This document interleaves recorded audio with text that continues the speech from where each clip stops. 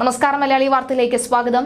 പോട്ടയിൽ federal ബാങ്കിൽ നിന്നും 15 ലക്ഷം രൂപ കവർന്ന് കടന്നുകളഞ്ഞ മോഷ്ടാവിനെ കുറിച്ച് പോലീസിന് ഒരു തുമ്പുമില്ല. 4 സംഘമായി തിരിഞ്ഞ പ്രത്യേക അന്വേഷണ സംഘം പല ജില്ലകളിലായി തിരച്ചിൽ തുടരുമ്പോഴും സ്കൂട്ടറും കള്ളനും അജ്ഞാതരാണ്. ഒറ്റയ്ക്ക് സ്കൂട്ടർ ഓടിച്ചെത്തി ബാങ്ക് ശാഖയിലെ 6 ജീവനക്കാരനെ കത്തിമുനയിൽ ബന്ദിയാക്കി നിർത്തി പണവുമായി കടന്നുകളഞ്ഞ മോഷ്ടാവ് വമ്പൻ പ്ലാനിംഗ് ആണ് നടത്തിയത്. കൃത്യമായ ആസൂത്രണത്തോടുകൂടി എത്തിയ കവർച്ച നടത്തിയ മുങ്ങിയ പ്രതിയെ പിടികൂടാൻ ശാസ്ത്രീയ മാർഗങ്ങൾ ഉപയോഗിച്ചുള്ള തെരച്ചിൽ തുടരുകയാണെന്നും റൂറൽ പോലീസ് മേധാവി ബി ഉണ്ണികൃഷ്ണൻ പറയുകയാണ്. ഹെൽമറ്റും മുഖംമൂടിയും ജാക്കറ്റും ധരിച്ചെത്തി ക്യാഷ് കൗണ്ടർ തകർത്ത് 15 ലക്ഷം രൂപ തട്ടിയെടുത്ത് 3 മിനിറ്റിൽ സ്ഥലം വിട്ടു. സിനിമാ സ്റ്റൈൽ മോഷ്ടാവ് സഞ്ചരിച്ച സ്കൂട്ടർ തൃശൂർ, എറണാകുളം ജില്ലകളിൽ പല ഭാഗത്തും കണ്ടുവെന്നും പറയുന്നുണ്ടെങ്കിലും ഒന്നിനും സ്ഥിരീകരണമില്ല. ചാലക്കുടി ഡിവൈഎസ്പി കെ സുമേഷിന്റെ നേതൃത്വത്തിൽ 25 അംഗ സംഘത്തിലാണ് അന്വേഷണ ചുമതല. ബാങ്ക് ജീവനക്കാരെ കേന്ദ്രീകരിച്ചും CCTV ക്യാമറകൾ പരിശോധിച്ചും ഇടപാടുകാരെ നിരീക്ഷിച്ചുമൊക്കെയാണ് അന്വേഷണം.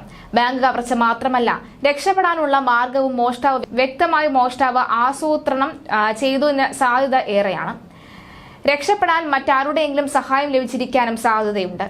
ഈ വാഹനത്തെ മറ്റേതെങ്കിലും വലിയ ലോറിയിൽ അകത്താക്കി കൊണ്ടുപോകാനുള്ള സാധ്യതയും ഏറെയാണ്. ഈ രീതിയിലെ മോഷണം മുമ്പും കേരളത്തിൽ നടന്നിട്ടുണ്ട്. അതുകൊണ്ടാണോ പ്രതികളെ പിടികൂടാൻ കഴിയാത്തതെന്ന സംശയവുമുണ്ട്.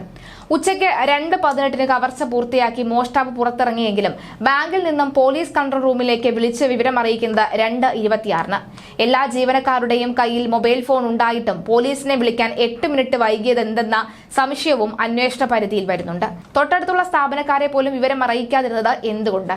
കൃത്യസമയത്ത് പോലീസിന് വിവരം അറിയിച്ചിരുന്നുവെങ്കിൽ മോഷ്ടാവിനെ പാതകൾ അടച്ച് തിരച്ചിൽ നടത്തി പിടികൂടാൻ കഴിയുമായിരുന്നു. പോലീസിനെ വിളിക്കുന്നതിന് പകരം ജീവനക്കാർ ആദ്യം വിളിച്ചത് ബാങ്കിൽ നിന്നും ഭക്ഷണം കഴിക്കാൻ പുറത്തുപോയ ജീവനക്കാരനെയാണ്. ആ ജീവനക്കാരനെത്തി മുറി തുറന്നുകൊടുത്ത ശേഷമാണ് മറ്റുള്ളവർ പുറത്തിറങ്ങിയത്.